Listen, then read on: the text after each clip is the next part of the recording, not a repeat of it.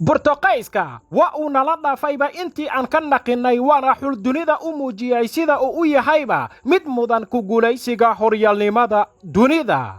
ciyaartii ka dhacday Lusail Stadium laguma qeexi karo waxaanan ahayn. Uruguay waa xul aan ku taagnayn cagabuuran halka Portugalna uu ahaa xulka bannaanka soo dhigay sida aanan gorgortanba looga gali karin inuu qayb ka noqonayo xulalka u sharaxan sanadkan hanashada mundiyaalka adduunka. sidoo kale kulankan waxaa lagu soo laabay buuggii lagu daabacay sheekooyinkii raqiiska ahaa ee Bruno Fernandes oo noqonayaba inuu yahay laacib ama in kale ilan waa xidigii xuf iyo xariiftanba jihada kaga qasay difaacyadii Uruguay. isla isaga ayuuna ka yimid goolkii Portugal u xaqiijiyayba inay u tillaabsadaan wareegga 16aad kadib markii uu la helayba shabaqoodii darba halbeeg fog. isla Bruno Fernandes ayaa mar kale si degan oo la jeclaysto gool ugu badalay rigoora ay heleen.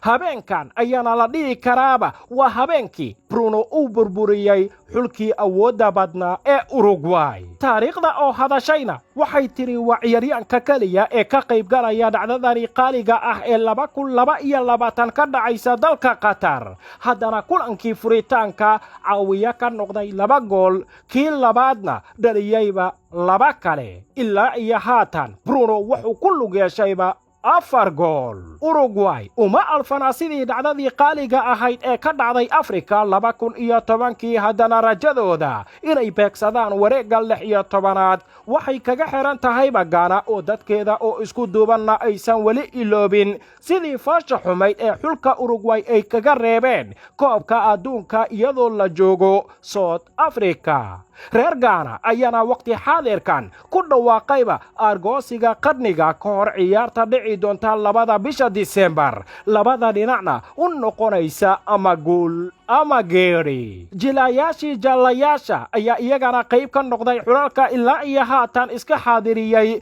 wareegga 16aad ee mundiyaalka.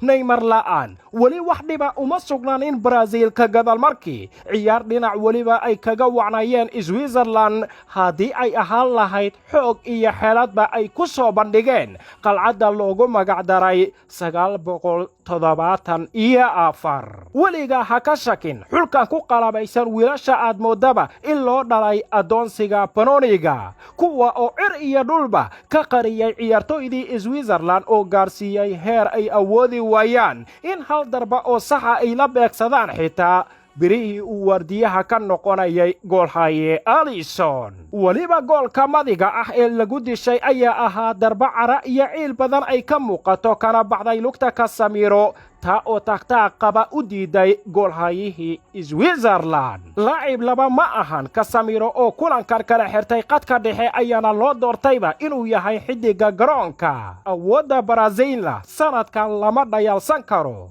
waxaana ay noqdeen wadankii labaad ee aan wajihinba xitaa hal shoot oo bartilmaameeda labadii kulan ee ugu horeeyay koobka adduunka tan iyo xulka qaranka Faransa. wiil cusub ayaana u dhashay Ghana waana Mohamed Kudus oo isaga oo jira 22 sano 118 maalmood noqdayba ciyaaryahankii labaad ee ugu da'aada yara ee ka soo jeeda Afrika haddana 2 gool ka dhaliya koobka adduunka tan iyo Ahmed Musa oo isagoo jira 21 sano 254 maalmood isagoo u dheelaya Nigeria 2 gool ka dhaliyay Argentina 2014. ciyaartii aan la isku neefin ee dhaxmartay South Korea iyo weliba Ghana natiijadeeda waxay ku soo dhamaatayba in guusha 2-3 ay ku raacdo xulka dhaca qaaradda Afrika. hase yeeshee markii ay soo dhamaatay ciyaartan waxaa la ogaaday kaliya Mohamed Kudus inuunan ahayn wiil u dhashay dadyowga Ghana ee sidoo kale uu yahayba